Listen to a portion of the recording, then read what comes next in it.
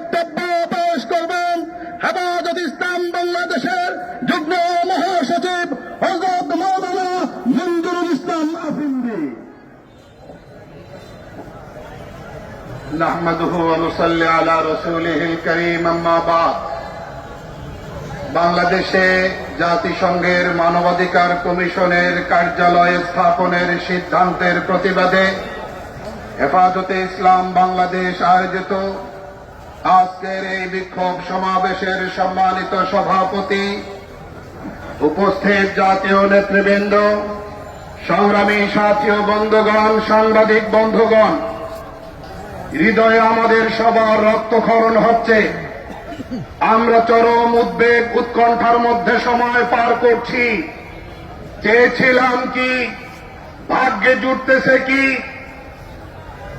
Trump প্রশাসনকে এইরকম একটা অবাস্তব সিদ্ধান্ত উপহার দেওয়ার জন্য গণ অভ্যুত্থান হয় নাই।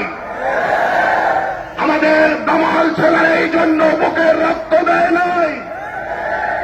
আমাদেরকে মনে রাখতে হবে, এই সিদ্ধান্ত বাতিল করবার জন্য, অন্তর্বর্তী সরকারকে বাধ্য করবার জন্য যে কঠোর কর্মসূচি দেওয়া লাগে, হেফাজতে ইসলাম বাংলাদেশ হবে কর্মসূচি ডিক্লেয়ার করতে।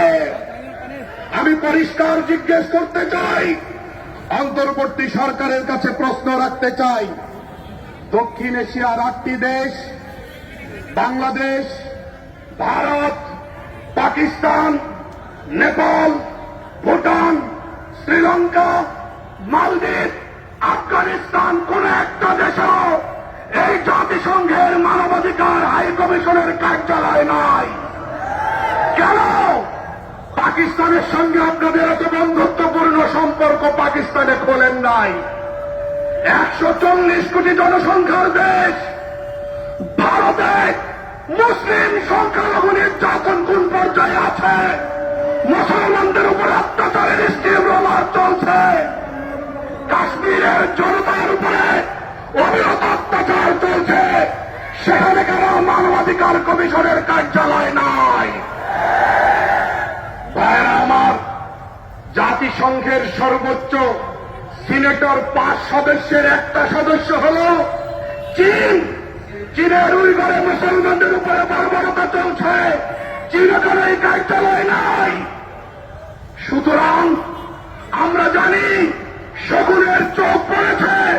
হেফাজতে ইসলাম বাংলাদেশ পরিষ্কার বলতে চায়, আগ্রাসনের বিরুদ্ধে এক আগ্রাসী শক্তিকে তাড়িয়ে দেওয়ার জন্য লড়াই করেছি, আর এক আগ্রাসী শক্তির কোলে উঠবার জন্য নয়। সুতরাং এই আগ্রাসন আর আধিপত্যবাদের বিরুদ্ধে হেফাজত লড়বে। সেই লড়াইয়ে